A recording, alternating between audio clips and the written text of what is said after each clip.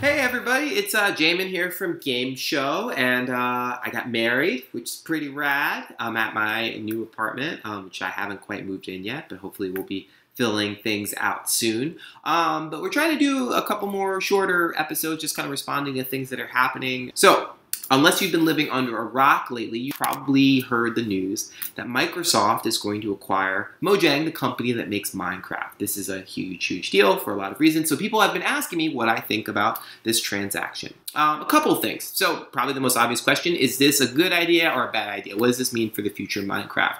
Well, like all acquisitions, it kind of depends. I mean, with the Facebook acquisition of the Oculus Rift, they've stated that there's going to be a lot of independence there, that Oculus is going to sort of be an independent company. They're going to be able to sort of define their own future. Whether or not that's something that happens with Mojang, I'm not really sure. But here's a couple things that you should be thinking about. It's hard to say whether or not Microsoft is ultimately going to change what Minecraft is. What we do know, obviously, is that Minecraft is a super loyal fan base, a very rabid fan base that loves the product as is. And I think if Microsoft keeps that community in mind, then yeah, I think it'll be a good deal. It's also worth noting that Marcus Notch Persson, the fellow who made Minecraft in the first place, hasn't really been involved in the day-to-day development of Minecraft in over 3 years. And if you look at his farewell letter, you can see that his sort of detachment from the comings and goings of Minecraft from a development standpoint kind of bothered him, in the sense that people still look at him as being personally responsible for all the changes that might happen in the world of Minecraft. So the fact that he was really willing to step away, and the fact that he's the company's largest shareholder, and that any kind of deal like this would have to go through him, the timing is certainly fortuitous. This gives him an opportunity to sort of make a clean break with this thing that he created.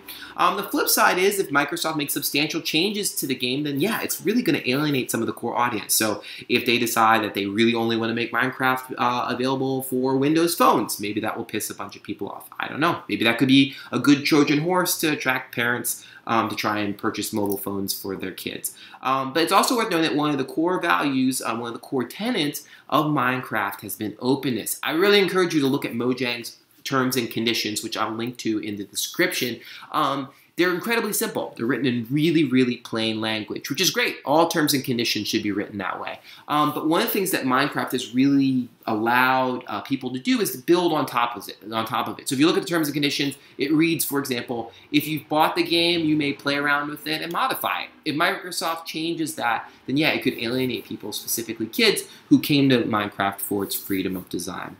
The other question that I get is 2.5 billion too much? Is it too little? What does this mean in terms of a price tag? Well, I'm not a financial analyst, so I can't really speak to whether or not this is a good deal or a bad deal. But there is two different ways that you can think about it. On the one hand, Minecraft has incredible brand recognition, especially among kids, and it's really recognizable, easily as recognizable as Master Chief or any of the Nintendo properties, and that's just happened in the last couple years. It's really, really well known. So if you think of Minecraft as an entertainment property, then yeah, I guess it would be a safe bet. Star Wars, when it was acquired by Disney, was sold for about $4 billion, and Minecraft very easily has the same kind of recognition, specifically amongst kids. I don't necessarily think that Microsoft is looking at Mojang to produce another Minecraft level hit.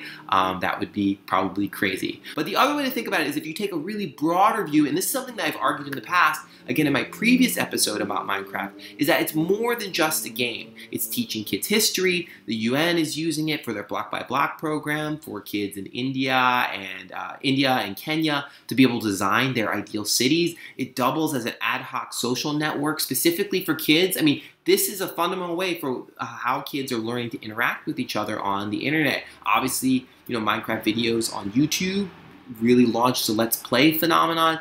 Minecraft essentially teaches you computer-aided design, which for a lot of people is not something that they're going to use on the day-to-day basis. So if you think about Minecraft as being a larger pedagogical shift in terms of how we think about our interactions on the internet and in terms of collaboration skills that we build with other people, then yeah, that puts the sale in a different light. So if you see Minecraft as a game alone, then $2.5 billion may be a great price tag for Microsoft. But if Minecraft is, as I've argued, a fundamental paradigmatic shift in terms of how people interact in virtual universes, then yeah, that sale could be much, much larger. One last aside that I think is really interesting. for Notch, who now, is going to get a bunch of cash for creating Minecraft.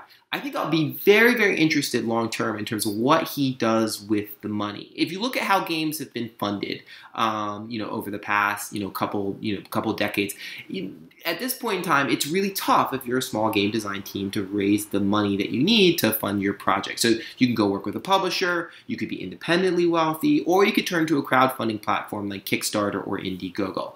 All of those options have pluses and minuses, but the other option that really hasn't been widely available for small game development teams is to go to specific individual funders who believe in the power and potential of games as an artistic medium, who are willing to fund things that maybe wouldn't have been fundable. I don't know that Minecraft, if Notch had taken Minecraft to Microsoft when he was creating it those years ago, whether Microsoft would have given him money to create it. I don't know, maybe they would have. But regardless, Notch is now in a position to identify creators who he thinks have real potential and to potentially invest in them. Obviously, a lot of you probably want a game like Psychonauts 2 to happen, so maybe that will finally come to fruition. Who knows? Regardless, I think that this does usher in a potential new way that games get created. I mentioned George Lucas earlier, talking about the Star Wars sale to Disney. One of the things that George Lucas did with the money that he's earned from Star Wars and his other films throughout the years is he completely invested in a film called Red Tails, which was about the Tuskegee Airmen. It was a film that Hollywood was not particularly interested in funding, but George Lucas really believed that film should exist. Maybe there will be similar parallels in the world of games, where people like Notch, who are now making money from the big sales of their games or from the continued success of games, will do things like the Indie Fund, where they'll start funding smaller independent projects. I think that's really, really exciting. So anyway, I will see you next week.